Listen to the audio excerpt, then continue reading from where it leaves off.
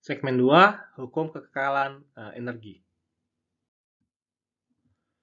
Pada segmen ini, kita akan membahas mengenai hukum kekekalan energi dan sesuatu yang disebut dengan teorema Poynting.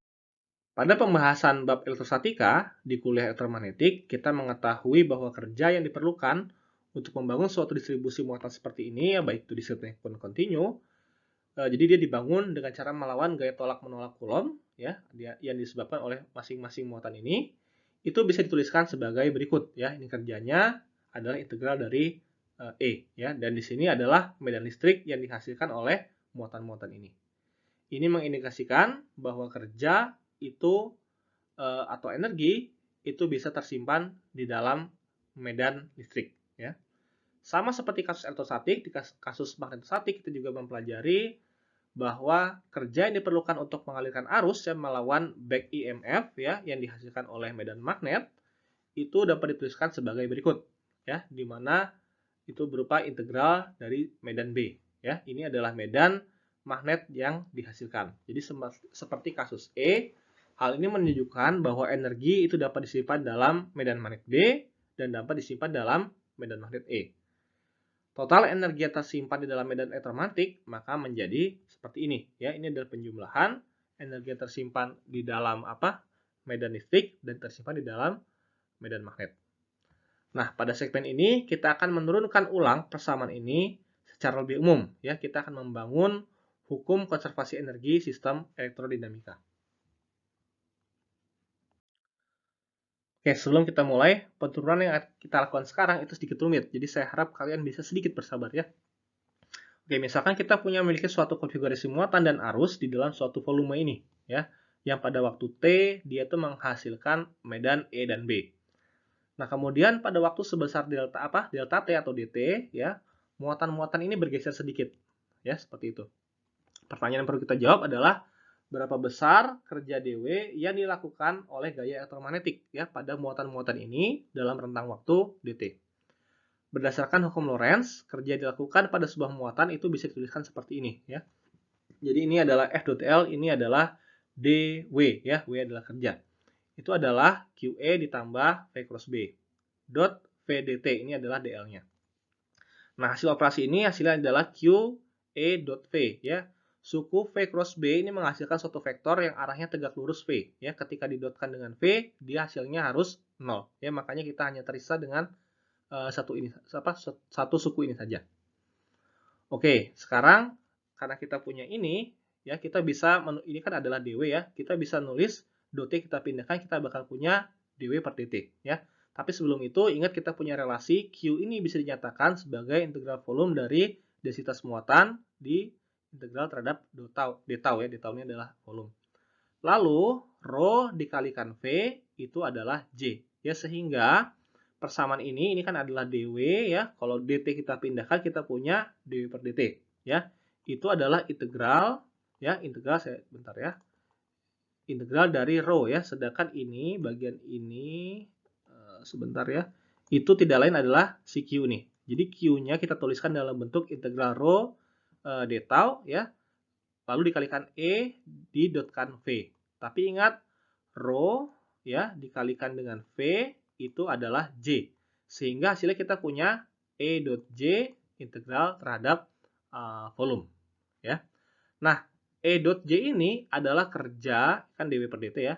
Kerja persatuan waktu, ya, karena per dt, persatuan volume, karena dia diintegralkan terhadap volume, ya. Atau dengan kata lain, si E dot J ini sebenarnya adalah daya, ya, atau power per satuan volume. Nah, sekarang goal kita adalah kita ingin menyatakan si dW per dt ini, ya, dalam medan E dan B seluruhnya. Ya, kita dapat melakukannya dengan menggunakan hukum ampere. Gimana caranya kita rubah si J ini menggunakan hukum ampere seperti ini. Ya, ini kan hukum ampere nih, ya, yang sudah dikoreksi oleh Maxwell. Kita punya ini J, ya. Jadi menyatakan J ini kita pindah saja. Jadi J adalah curl B dikurangi bagian turunan terhadap waktu ini untuk medan listrik. Jadi kita bisa tuliskan seperti ini, ya. Bagian E dot J-nya itu adalah E dot ini adalah bagian si persamaan ampere ini, ya. Jadi dia adalah E dot bagian ini, ini bagian satunya, dan E dot bagian turunan terhadap E. Nah, suku ini masih tidak enak ya, E dot ini harus kita rubah. Ya, ingat dulu waktu di Medan kita ada yang namanya aturan perkalian, ya. Jadi kalau ada suatu vektor didotkan dengan suatu curl, maka hasilnya adalah ini dikurang itu, ya. Jadi kita masukkan sesuai rumus ini, ya. Bagian ini, ya, ini tidak lain adalah hukum Faraday, ya. Jadi bagian ini kita rubah jadi minus dou B per dou T, ya. Jadi ini bagian E dot ini kita pakai aturan perkalian sehingga bisa dituliskan menjadi B dot hukum Faraday, ya, dou B per dou T ini dikurangi divergensi dari curl ini, ya. Jadi ini adalah persamaan kita. Jadi sekarang sudah semua dalam bentuk B dan E, ya, cuma harus kita sederhanakan lebih lanjut. Nah, sekarang kita sudah mendapatkan ekspresi untuk E dot curl B ini, ya. Sekarang kita ingin mengubah suku-suku ini, ya, karena ini tidak enak bentuknya, ya, dan itu, ya. Kita lakukan ini dengan mengetahui bahwa ada relasi seperti ini, ya. Ini kalau kalian bingung, coba bikin saja dou per dou T ini jadi B, maaf, aduh jelek sekali tulisan saya, dot B gitu ya. Jadi B kuadrat. Silahkan coba, ini hasilnya adalah sama yang di sebelah kirinya ini. Ya, silahkan dicoba. Untuk E juga sama, ya. Maka ini bisa kita tulis menjadi seperti itu, ya.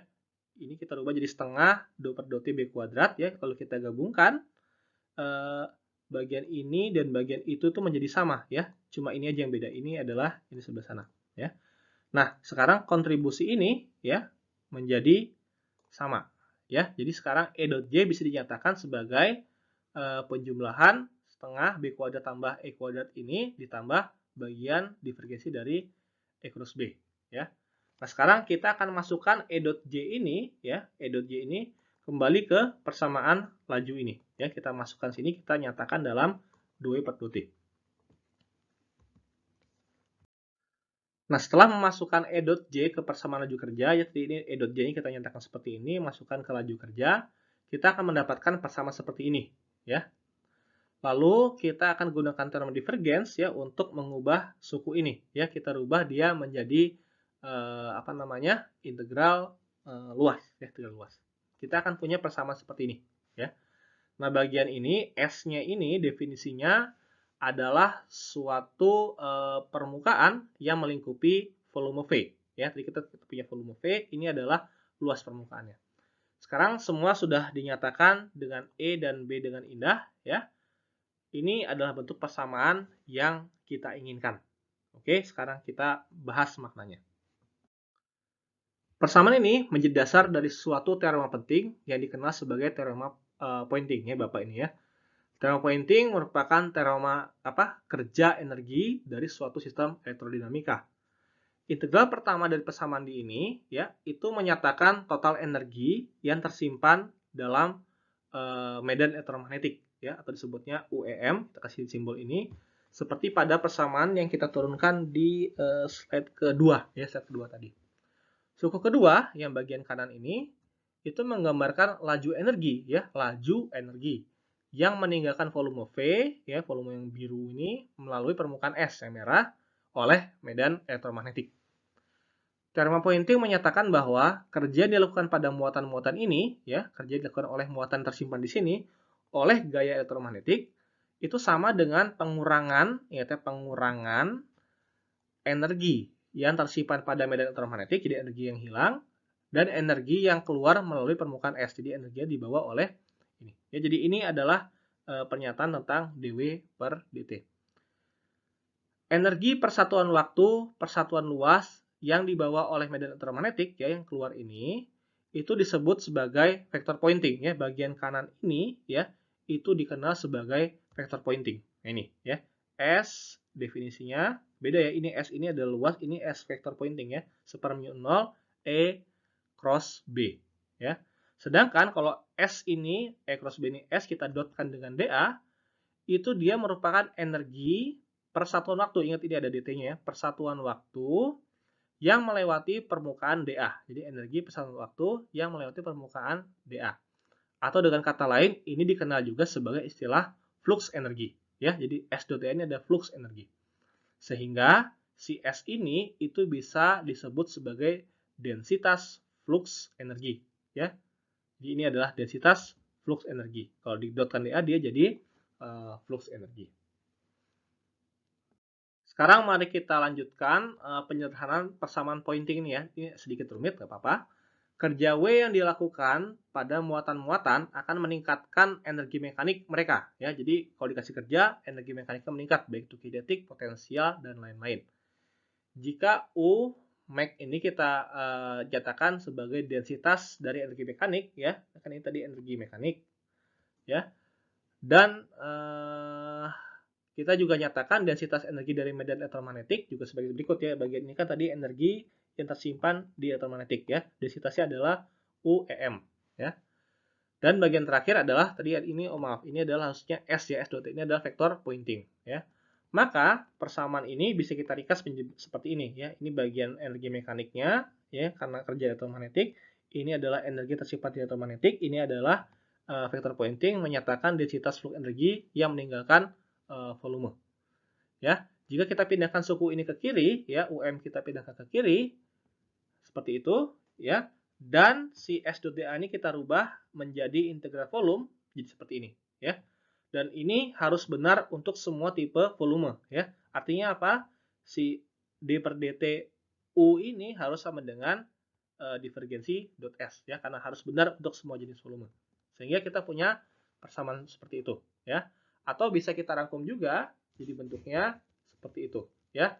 Ini adalah yang namanya bentuk diferensial dari teorema pointing yang menggambarkan namanya persamaan kontinuitas energi. Ya, ini adalah densitas energi, ini adalah tadi energi yang keluar itu. Nah, sekarang mari kita bandingkan ya hasil kita ini hukum kekekalan energi dalam bentuk diferensial dengan persamaan kontinuitas ya yang menyatakan konservasi muatan. Jadi ini konservasi energi, ini konservasi muatan atau kekekalan muatan ya.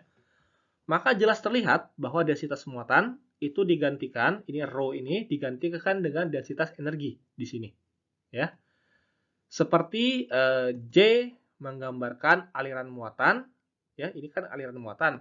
Sekarang di C2S ini adalah aliran energi ya. Jadi ini aliran muatan, ini aliran energi ya.